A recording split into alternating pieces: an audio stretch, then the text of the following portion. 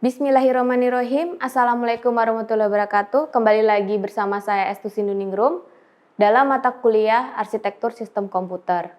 Pada pertemuan keempat kali ini, saya akan membahas mengenai dasar mikroprosesor.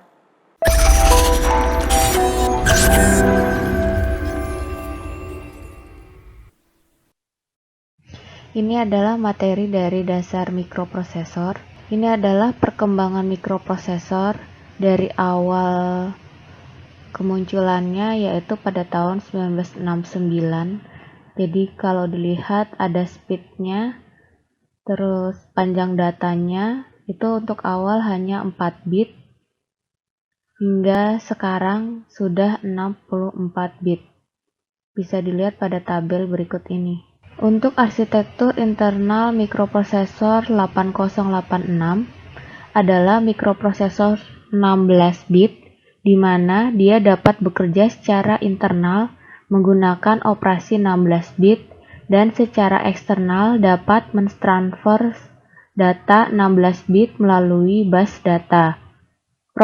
Prosesor 8086 dapat dihubungkan dengan bus alamat yang berukuran 20 bit, sehingga mampu mengamati memori maksimal sebanyak 1 MB. Untuk diagram blok arsitektur 8086 dapat dilihat pada gambar berikut ini. Jadi mikroprosesor 8086 terbagi atas dua unit, yaitu unit antarmuka bus atau bus interface unit dan unit pengeksekusi atau execution unit. Ini merupakan diagram blok internal mikroprosesor 8086. Jadi kalau dilihat di sini, unit antarmuka bus merupakan bagian yang berhubungan langsung dengan pihak luar.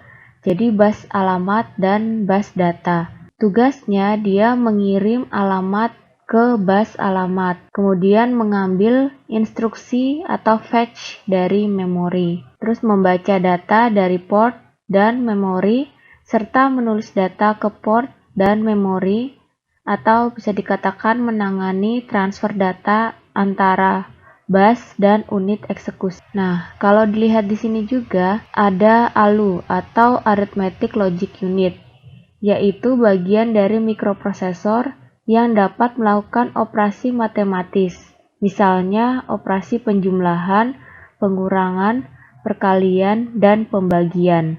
Dan logika, misalnya operasi AND, OR, XOR, geser, dan rotasi. Dia berjumlah 16 bit. Untuk unit eksekusi atau EU, jadi unit ini memberitahukan BIU, di mana mengambil instruksi dan data, menerjemahkan kode instruksi, dan menjalankannya. EU ini tersusun atas decoder instruksi yang mengambil urutan-urutan instruksi dari ISBQ, kemudian menerjemahkan ke urutan aksi yang harus dikerjakan oleh EU ini. Jadi, sistem kontrol merupakan rangkaian yang mengendalikan kerja mikroprosesor berdasarkan instruksi yang telah diterjemahkan oleh decoder instruksi tadi. Nah, untuk register serbaguna, ini kalau dilihat di sini ada AX, CX, BX, dan DX. Nah, AX biasanya digunakan untuk menyimpan hasil operasi sehingga disebut akumulator. Sedangkan CX biasanya digunakan untuk pencacah. Jadi untuk keperluan perulangan atau loop, sehingga disebut juga counter. Sedangkan BX dan DX biasanya digunakan sebagai offset dari alamat data di memori dengan segmen DS. Jadi register yang dapat digunakan untuk menyimpan data yang akan diolah atau hasil suatu operasi oleh ALU. Jadi di sini terdiri atas 8 buah register 8 bit, yaitu AH, AL, BH, BL, CH, CL, DH, dan DL. Register-register ini juga dapat digunakan secara berpasangan sehingga membentuk register 16 bit, yaitu AX, A gabungan dari AH dan AL, BX, CX, dan DX. Ini merupakan gambar diagram pin mikroprosesor 8086. Karakteristik dari mikroprosesor. Jadi, ukuran bus data internal atau internal data bus size, jumlah saluran yang terdapat dalam mikroprosesor yang menyatakan jumlah bit yang dapat ditransfer antar komponen di dalam mikroprosesor. Ukuran bus data eksternal atau external data bus size, jumlah saluran yang digunakan untuk transfer data antar komponen antara mikroprosesor dan komponen-komponen di luar mikroprosesor. Ukuran alamat memori atau memory address size, yaitu jumlah alamat memori yang dapat dialamati oleh mikroprosesor secara langsung.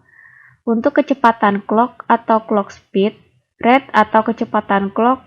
Jadi di sini, sejak awal 1970-an, peningkatan kapasitas mikroprosesor telah diketahui secara umum mengikuti hukum Moore yang menunjukkan bahwa kompleksitas sirkuit terpadu yang berkaitan dengan komponen minimum biaya. Jadi 2 kali lipat setiap 2 tahun. Jadi pada tahun 1990-an dan dalam performan yang tinggi segmen mikroprosesor, jadi menyebabkan panas yang dihasilkan TDP-nya karena beralih kerugian kebocoran arus statis dan faktor lainnya muncul sebagai kendala pembangunan terkemuka. Jadi di sini bisa dikatakan mikroprosesor itu karena mengalami kekurangan-kekurangan itu, makanya dia berkembang lagi gitu ya. Setelah mengetahui ada kekurangan dari mikroprosesor yang saat itu. Saya akhiri, terima kasih. Wassalamualaikum warahmatullahi wabarakatuh.